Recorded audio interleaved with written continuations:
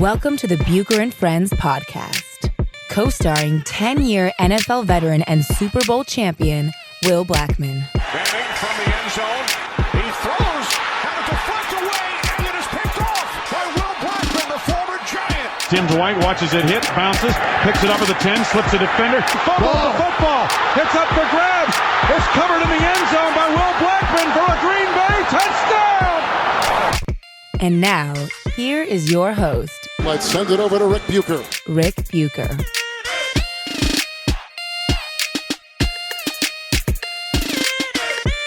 Welcome to another episode of Bucher and Blackman, subsidiary of Bucher and Friends, part of the United WeCast network. I'm Ric Bucher. You can find my stuff at Bleacher Report. You can follow me on Twitter at Ric Bucher. He is Super Bowl champ and NFL vet Will Blackman. You can find him on the NFL Network. You can follow him on Twitter. And you can obviously find him here. And he was just... I had to laugh because... Will, what was that? You were showing me... What was that? Yeah, I was just my intro, you know. Got you. Just kind of jazzing it up, showing a little hands. I was dancing in the car the other day. I did it because my kids are teenagers, and they were wholly amused by Dad showing his moves. So, did that for their entertainment. All right. You, prior to the show, first of all, we promised you that we were going to have Will's better half joining us, and we will. It's going to be the next episode, not this episode. Shauna Blackman will be joining us to give us the ins and outs of what it's like when you move, 11 times, I think you said? What it's like to be married to an NFL player who is who puts together a 12-year career and yet does it with a handful of teams and not knowing where he's necessarily going to play from year to year. We're going to get the down low on exactly what kind of a challenge that is to roll with that. That's going to be the next podcast. In this one, you were doing some reading before the show about a beef or about some squabbling between the... You know I can't get into that yet. You can't? I always have something. Oh, I apologize. You know, yes. I'm sorry. I always have something. Yes. It's my bad. That is off topic. My bad. So, Will, before we get into any of the things that I would like to get into or that I think you should get into, what is it that you would like to get into? I would like to say, since I made my return to Twitter in 2017, that I finally hit 10,000. Thank you, everybody. 10,000 tweets? No. Oh, 10,000 followers? Yeah. Oh, I thought you already had more than that. No. You hit the 10K? Because I was in a hiatus. I disappeared for a bit and then made my triumphant return. So I didn't know why you left. Just to bother people and make my triumphant return. to make them miss you? Yes, I wanted to be missed. All right. Well, congratulations. 10,000. I would think things will expedite now. The next 10,000 will come infinitely faster. Yeah, I believe so. I believe so too. All right. Now, on to the NFLPA. Yeah. This squabble. Now, what's interesting is you brought this up, that you were reading up on the squabble between the players and the agents. Richard Sherman, when Pro Football Talk reported that there was a squabble, Richard Sherman challenged that notion, said, I was in the meeting. It didn't happen. Well, he was in the meeting, good friend of mine, and also there were 6 agents in there. Mm-hmm. And apparently the one leading the charge was Peter Schaefer, who was also my agent. Okay. And I guess, I don't know, they're beefing. Apparently this is a good thing for owners that they're loving this right now. Because, Sherman is he's one of the few who went into his contract negotiations representing himself. And I guess there's ongoing concerns about trying to lower the agent fee from 3% to 1.5%. Okay. So yeah, I didn't get through the whole thing, but this is interesting. What is your position on the idea of union versus players sort of controlling their own destiny or taking matters in their own hands as Richard Sherman did? I don't mind it as long as you. Here's what's interesting so here's my story with having an agent. So it's unfortunate couple of situations. So I had my agent Paul Lawrence, and he was with Maximum Sports, and he was unreal, awesome guy. Really, we became best friends, and he ended up, playing basketball and had a heart attack. And I love Paul because he went above and beyond. Anything I needed, he took care of. It was like exactly what you thought an agent would be. And then, being I was with that firm, I just went to Eugene Parker, who's the main agent for that firm. And, he ended up being sick. And your luck with agents is not very good. No. So, but during this whole process, as soon as I lost Paul, as soon as Paul passed away, I was literally going into these situations like I was finding all of my own jobs. I would call teams myself. I would get my own workouts. I would tell them how many years. So I realized that other than like negotiating the actual numbers in the fine print, I was okay to go out and get my own job. Because what happened was in 2012, we just won the Super Bowl when I was in the Giants. And that season came, and I didn't get one phone call. And usually, you sit back, you're like, hey, I'm going to let my agent do his job. I'm going to sit back and let him do his job. And I got to the point where I was like, man, I'm getting antsy. It's like, it's like October right now. It's mid-season. So I'm like, you know what?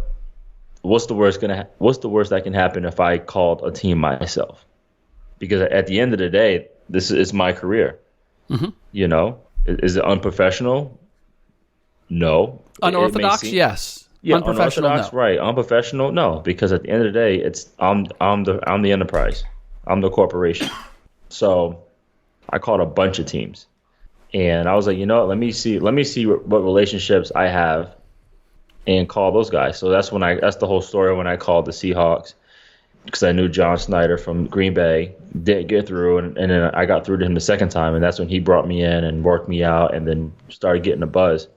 So the next year, same thing. I call every time I was a free agent, I would call the teams myself, and I would handle the situation myself, and the contract would just go to the agent, and he would just reread it. Were you negotiating the terms? I wasn't fully negotiating the terms, but I kind of had a discussion where we came to an agreement. And what was the framework of the agreement? Well, for example, last year when I was supposed to sign with Seattle, and they pulled a fast one on me, he asked me would I sign a minimum deal, a minimum veteran deal, and I was like, yeah. Where some people would be like, no, I want this X amount of dollars. So stuff like that, conversations like that. Okay. Because I took a similar tack. I've had agents at various times. I still have one. I believe we have the same agent now when it comes to media stuff. But at one point, I felt as if part of the business is negotiating. And wouldn't it be good for me to understand how agents create and establish the value of their players and what the art of negotiating a contract? Just to know that from the standpoint of covering the league, to know how it's done and who's good at it and what's the back and forth. How do you go about doing it? And so I worked with a negotiating coach, hired a negotiating coach, and did not my first deal with ESPN. I think it was my second one. They have negotiating coaches? Yes. And I did all of my sessions with her on the phone. And it was phenomenal. I spent probably about $2,000 on the sessions. And I would say I negotiated 35% more than I would have accepted, that I would have been satisfied with. It had a huge impact, and I understood the negotiating game so much better. And so I've gone back and forth. There's been times where I've used an agent, and there's times where it just made more sense for me to do it, because in much like I would think your instance, and I would think this with a lot of players, especially when it comes to where you're going to live and what role you're going to play and sort of the intangibles, what is it that you ultimately want? Is it just about money, or is it security, or is it location, or is it how am I going to take care of my family? Who am I playing with? Like there are a lot of elements that go above and beyond the years and the dollars. And who knows it better than the person who's subject to it? Right, because there are two things here. One, if I have a direct relationship with the person that we are negotiating with, yes, then that's one thing. Then I would rather talk to that person. Two, I already have an issue of having people speak for me. Yes. That drives me right. Especially when I know exactly what I want to say, how I want to say it, the tone, the mood, like how I want my message to come across. I would rather do it myself. That's why it's funny, in college, somebody used to make fun of me, like, oh, someone probably did your homework. I'm like, no one ever did my homework for me. No, I never had anybody write a paper or any of that, because I could not have someone else's words representing you. Yeah. Representing me. Yeah, no way, man. And that's kind of how it was. That's when it came down to a couple of deals that I came to agreement. They were easy because the ones that I did do it was just veteran minimum. So it's standard. Big picture. This is what drives me crazy about the beef between the players and the agents with the Players Association. The players in any sport are already working at a major disadvantage. The leverage is all on the owner's side. They have the resources to shut down the business and survive. Players don't. That's a simple fact. There is a clock ticking. They can't survive, and there's plenty of guys who are looking at it saying, I'm losing money that I will never make back. So they're at a disadvantage. When I hear that there is a squabble between agents and players, and it's not so much that there's a squabble as that it gets out, that it is publicized, that it's made public, I'm thinking, who is the knucklehead who would do that to the entire team, meaning the entire base of players? Whether you're an agent or you're a player, you can't allow the fact that there's dissension in your ranks to get out there. As you said, the owners love that. And what purpose does it serve? It only hurts your crew. So have all of the disagreements you want. But can we have everybody committed to the idea that nobody knows that we're working through our issues? Right. Because what's the purpose here? We're getting together to be able to show solidarity and get what we all collectively want. You're not helping that by advertising that there's disagreement within your camp. That just bothers me to the core. Like, who thought that it would be a good idea to reveal that? So, again, I felt the same way with the players, and I used to be a very strong advocate for the players through the lockouts when it came to the NBA. That, especially the first one, I got in trouble with David Stern on this because they were calling it a work stoppage, which a lot of people were then using the work stoppage player strike. I was like, it's not a player strike. There's no deal being put on the table by the owners. Right. It can't be a player strike if there's no deal to agree to, or that they're saying we're protesting, like we're not gonna negotiate, and no. The owners weren't coming to the table. You know why they weren't coming to the table? Because they didn't have to. They wanted to squeeze the players. They wanted to make the players feel the pain of missing paychecks. So they didn't want to strike a deal and start the season on time. That's a lockout. That's not a work stoppage. That's not a player strike. That's a lockout. That's the owners refusing to be in business with the players. And the only leverage that the players really have is public opinion. To look at the owners and say, look, you guys are rich enough, share the pie. These guys do all the work. They have the sweat equity. They're the reason we pay what we pay to come see games. This is why we pay the parking. This is why we buy the jerseys. I'm not buying the jersey. I'm not buying Robert Kraft's jersey. I'm not buying Jerry Jones's suit. Like, all well and good. I might support the owners, but that's not what sells the game. Right. And then the NBA players do things where they shoot themselves in the foot, or like Kevin Durant decides, I'm not going to ask for the max because Joe Lacob has to sign Andre Iguodala and Sean Livingston back, and that tax will be really high. And I'm like, do you know how much money Joe Lacob is making on every front? By Kevin Durant taking less than he's worth, what it says to the public is these guys are making enough money, which the public already thinks anyway, right? They already think, hey, you're even making... if they think the bench guys are making enough money. Yes. Well, it's because it's more than they're making. And they don't, do the computation where it's like, yeah, but dude, I have this 2-year, 3-year, maybe 5-year window to make this. And then I'm basically starting from scratch. I've dedicated my life to this particular pursuit that's only going to last for this little bit of time. So yes, I'm making more money than most people make in this little window. But it's supposed to sustain me beyond this. And so when players won't do what is necessary to give them the ultimate leverage, it's hard for me to go to the wall when they're shooting themselves in the foot. And that's what I feel as if this latest story, whoever's right, whoever's wrong, I really don't care. It's one more instance where the players are doing it to themselves. I mean, it's difficult enough.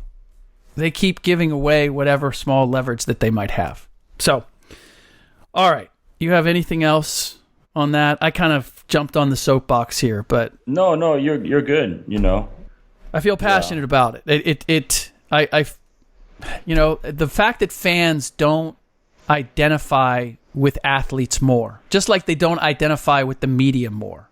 The players and the media are made out to be the enemies. And meanwhile, the owners are just raking it in, and they do as much untoward stuff. They make the things that they will do to exploit the fans for their own benefit. Players don't do that. Media doesn't do that. And yet the players and the media are the bad guys in most of these instances. And it's like somehow, some way, the owners, because they have the money and they own the team, they're above reproach or above criticism or above expectation that they do the right thing. It puzzles me to no end. That's why when the NFL locks out, the right people need to lock out. As in the biggest stars. Absolutely. Aaron Rodgers, Tom Brady. If Richard grabs a bunch of, players, that are high caliber, let's say like Sherman and, say Russell, just certain guys. I think if Russell held out, that would be a big deal. Yeah. Deshaun Watson. No. Wouldn't be a big deal. Okay. Let me think. Todd Gurley. No. I'm not going to say Jared Goff. Aaron Rodgers. Massive. Okay. Yeah, it has to start there. Tom Brady, Aaron Rodgers. Yeah. By the way, speaking of football, how about Ronaldo's comeback?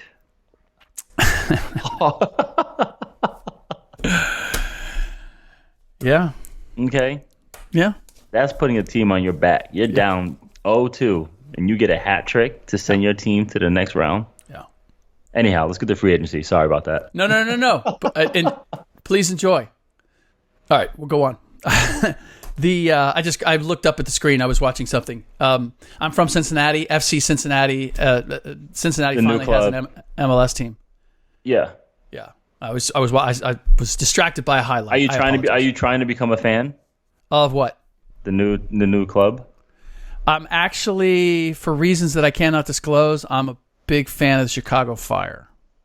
People in Cincinnati may not be happy with that, but yeah, for a couple of different reasons. Well. Yes, I know. I wonder why. Yes, you will continue to wonder. All right. Speaking of the Midwest, boy, is this going to be a stretch when it comes to segues. The Cleveland Browns, since you and I last spoke, made the deal for Odell Beckham Jr. Blew the top off of Twitter, NFL conversation, etc., etc. They've been stocking their roster. Now, at first I was thinking, wow, look at this. The Browns are getting it done, and the Bengals are not getting anything done. Steelers are making moves, good or bad. Everybody seems to be involved, but the Browns are like over the top. Jarvis Landry, Odell Beckham Jr., Baker Mayfield. Here's what's crazy. Yeah. Is there were already high expectations for the Browns for next year. Coming in this year. Yeah, yes. Coming into the next season. And for them just to load up like that is unreal. Clearly, Gettleman's just getting rid of all the money and starting from scratch. Right. Right. Clearly, that's what Do you have a problem with that? You know what?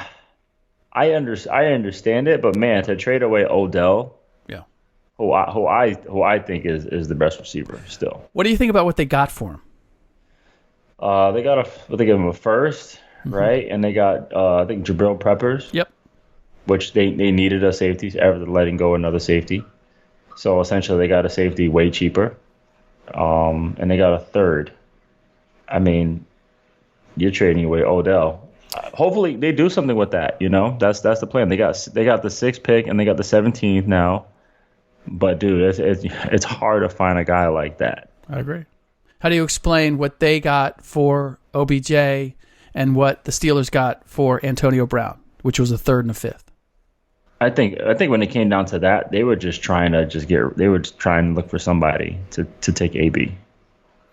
How much difference does it make the fact that Odell's already under contract? Or is that already negotiated before the deal's made? Is the team acquiring him? Do they already know the terms of the deal? Yeah, they do. Yeah. Yeah. So that really wouldn't be a factor. There's a stark difference between what the Giants were able to get for OBJ and what the Steelers got. And in our conversation, certainly, and the way I feel, I mean, whoever you like more, the fact is they're both comparable. They're both in the same on a very small island of wide receivers. No, they are, no question about it. But man, it's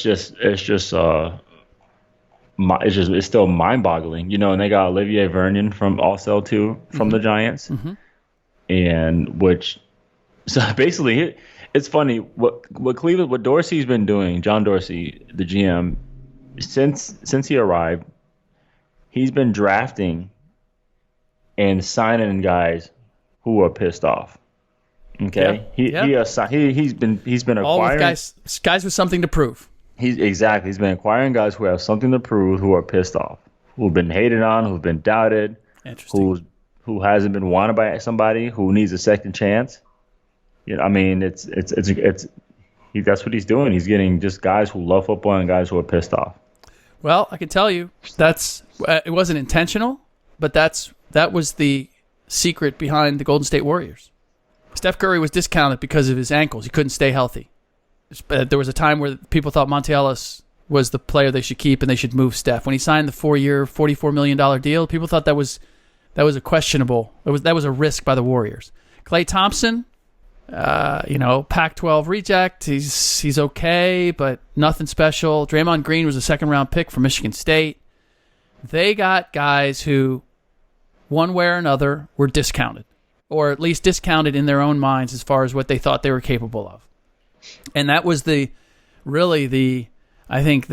heart of the spirit of their team in coming together, because none of them had success until they all collectively came together and made it work. And so there's a belief that, hey, not only were we all discounted, but we all made this happen because we all came together and made it happen. And who knows if we could do this? It's not us. I mean, it's not me. It's us that got this done. So I like the idea. It's a winning formula, or it's been a successful formula. Right. Yeah. You know, get guys who are talented, who have a chip on the shoulder, who have something to prove, who have something to play for. And then obviously you bring Odell. You know, Dorsey heard that, you know, the one person that can really elevate Odell's style of play is his best friend Jarvis. But you know what's funny is that teams, think about all the teams who have young rookie quarterbacks. Yeah. You can do that when you have a young quarterback. Yes, you can spend the money elsewhere. You can spend the money elsewhere. Look at the Jets. Look at Baltimore. Speaking of Baltimore, they picked up Earl Thomas and Mark Ingram, which was like, my gosh. Right. You know? Right. You got a Buffalo. You know, you got Josh Allen. They just went on an onslaught and paid a bunch of guys. What are the chances that Dorsey picked up Landry with the idea that he was going to go after OBJ next? That pickup was part of a grander plan. I don't think it was part of the plan. I don't think that happened until probably during the season that was a possibility. But clearly Landry was one of the moves he wanted to make early because that's exactly what he did. Same thing. Landry did things didn't go well in Miami. He was pissed off. Yep. Picked him up. You know. That's a good point. Like, hey, I got this young quarterback. Let's just surround this whole team because Baker's already he's already the real deal. Right. You know, so you don't have to wait. So ultimately, how good do you think the Cleveland Browns can be? And I ask that because we select winners and losers in free agency, and when we get to the real season and we see what actually transpires, very often we've wildly overestimated the impact of free agency. Well, it'll be interesting. We'll see what Freddie Kitchens does, how he is as a head coach. You know, yeah, we got a glance of last year, but he really didn't get to truly put his fingerprint on the team. I feel like that team, like Baker, he doesn't need much. You know, I think he's ready to go. I think he can have any coach and he would be successful. So yeah, it is his first year as a full-time head coach, and then see what Steve Wilkes does. You know, the new defensive coordinator. Now that Greg Williams is gone, see what he does, see what his plan is, and figure that out. But they did. You know, Steve Wilkes, he brought Al Holcomb with him, who was his coordinator in Arizona. He brought Joe Witt, who was the passing coordinator in Green Bay. He helped Tramon Williams go to the Pro Bowl. He helped Charles Woodson go to the Pro Bowl. He was a very, very talented guy, and they kept Dwayne Walker, a defensive back coach, who was my defensive back coach in Jacksonville. So it'll be interesting. They still got to put these guys in position. Yep. You know. Yep. You can have all the talent in the world and still mess it up. So we have the Raiders getting Antonio Brown. We have the Jets getting Le'Veon Bell. We have the Browns getting OBJ. We have the Jaguars getting Nick Foles. Of those moves, who do you think is going to have the biggest impact? Oh, it's hands down. It's going to be Nick Foles. And Nick Foles will definitely have the biggest impact because that team is a quarterback away. Now, they do have to, you know, essentially get some more offensive weapons on the perimeter, the receiver-wise. But, yeah, it's going to be Nick Foles because it is a quarterback league. And if you have a quarterback league, all these teams you mentioned, they have their quarterback. Jacksonville did not. Even though they did get to the AFC Championship game with Blake went back to regular season Blake. Yeah. You know, his time ran out. The Rams also are taking a look at Blake Bortles. I don't know if that's happened already, but he's supposedly supposed to visit tomorrow. I believe it is. Okay, that would be Monday. Yeah, and so being there with Blake, I'm like, you know what? There were some flashes where you're like, okay, I see the first round arm, I see the talent, I see the ability, I see the mobility. He is like another Ben Roethlisberger when you look at the physical attributes. However, it was upstairs. It was mentally, you know, just decision making. You know, and you know, granted, he already went through multiple coordinators, and it came down to decision making. And I made a statement saying, like, hey, if he does go to the Rams and they do sign him, I think if there's one person that could educate him, it's Sean McVay. In terms of decision making as a quarterback, I think Sean can definitely help him and definitely educate him in that regards. So it's hard for me to imagine that just because Blake has been around for a while. It's very, very hard. I know it's very, very hard, but sometimes guys just, especially in the NFL, there are very, very few players who can succeed no matter what. Right. It's the same in the NBA. Yeah. Most cases, it's fit. Yeah. It's fit and opportunity. Right. It's situations. Okay. Speaking of the NBA, I wanted to get your take on this because we saw the Lakers go into play the Knicks. They were up by 13 with about 2 minutes left. They end up, the Lakers that is, losing. But the most shocking part of it was that LeBron James had the ball with the game on the line and got his shot blocked by Mario Hezonja going one-on-one. It wasn't a help defender. It was the on-the-ball defender. The rule with LeBron is if he goes left, he does not get the same elevation. He went left, tried to shoot a runner. Hezonja got all of it, snuffed the play, and that was that. Now, I said it to you before we came on. I said I can't recall. I just wonder, and I don't want to be a LeBron hater here, but I just cannot recall ever seeing Michael Jordan get his shot, a game-winning shot, snuffed by Mario Hezonja, who may be. I mean, I think the Knicks will keep him, but he may be out of the league. He's trying to find a place in the league. Originally drafted by Orlando, has been a disappointment. Knicks signed him just to take a look, and here he is blocking LeBron James' shot with the game on the line. Right, and he guarded him from half court. Yes, picked him up all the way. And again, I mean, this is just because we're constantly making the comparison. And I just wrote a piece about asking people around the league, kind of wanting to know how much damage this season had done to the view of LeBron and the value, et cetera, et cetera. And this only adds to it. And I just wonder from a player's perspective, look, everybody has a game. Everybody makes mistakes.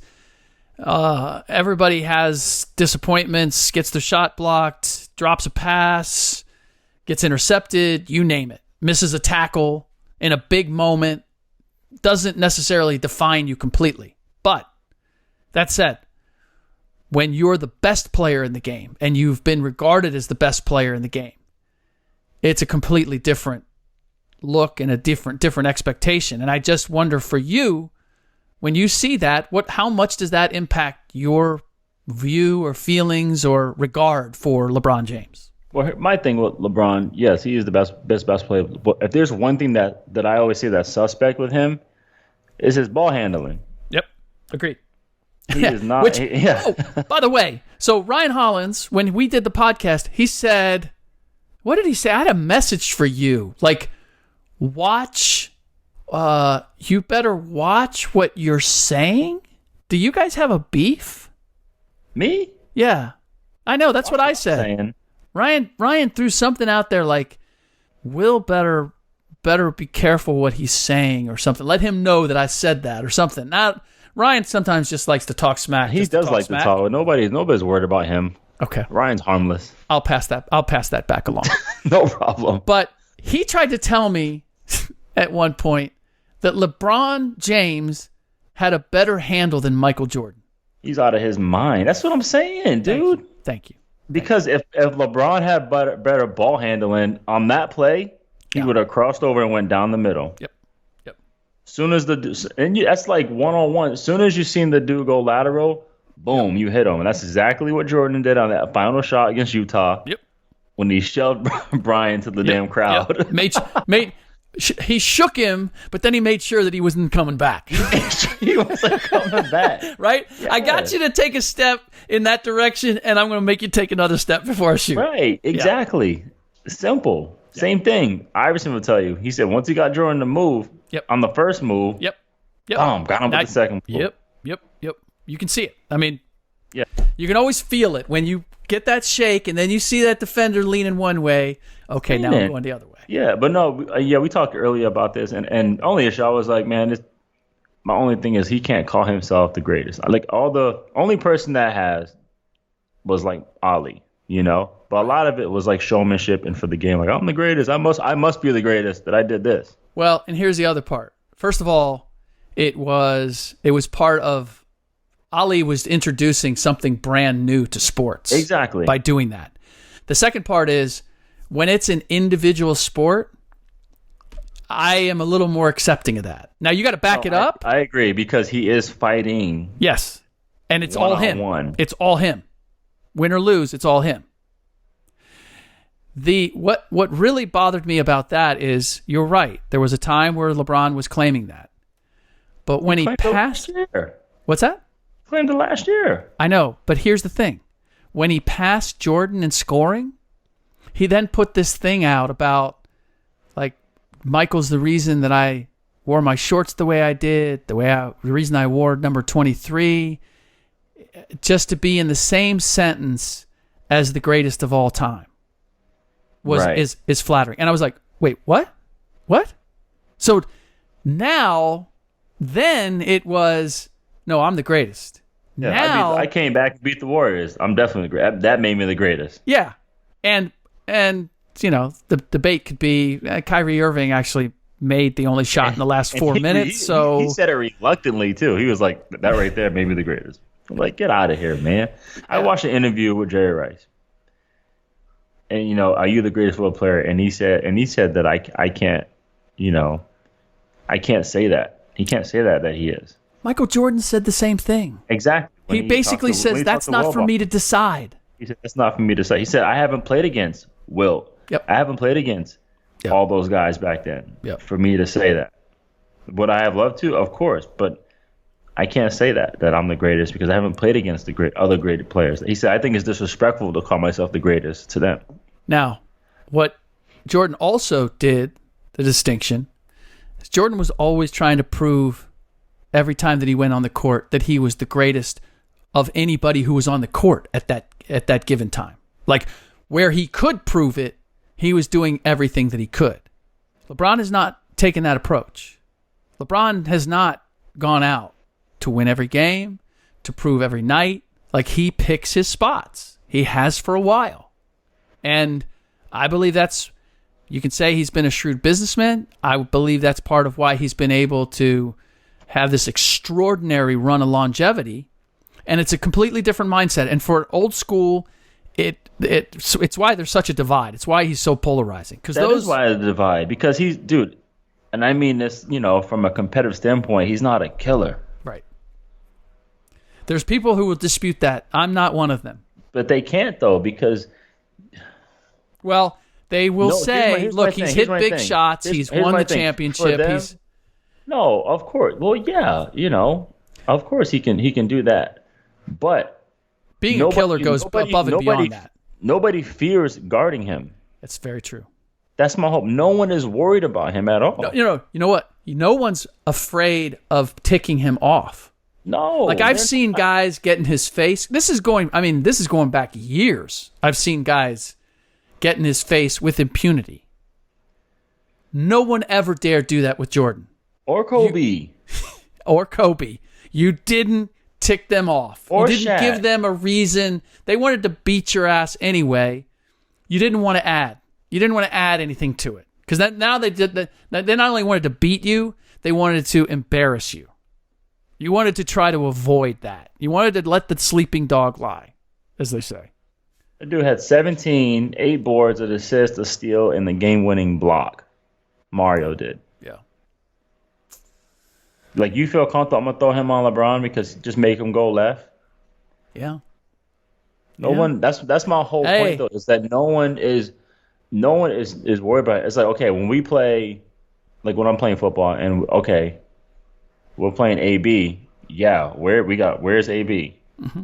We got to worry about him, you know?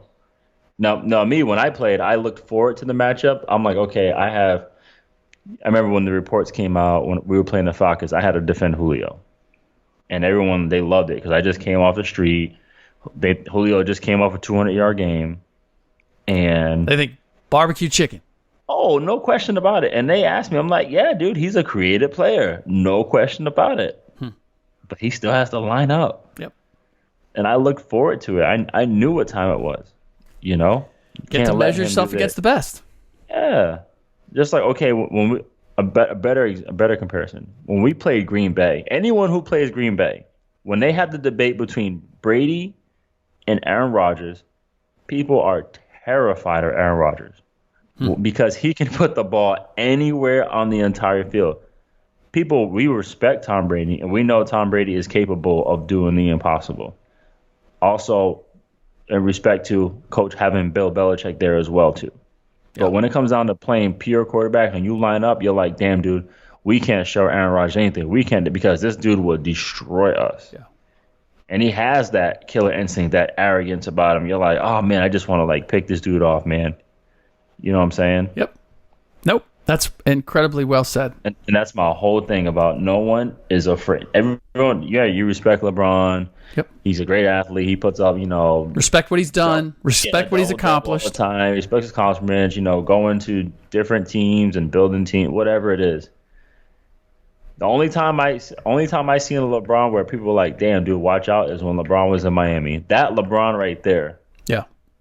Miami LeBron. Yeah, but how much of that was you feared Dwayne Wade, you feared Pat Riley, you feared the juggernaut that was the Miami Heat? I still don't think that was LeBron. I think it was LeBron contributed. What scared you was LeBron James with Dwayne Wade next to him, Pat Riley in the front office, and Eric Spoelstra running the show, and the discipline with which they played.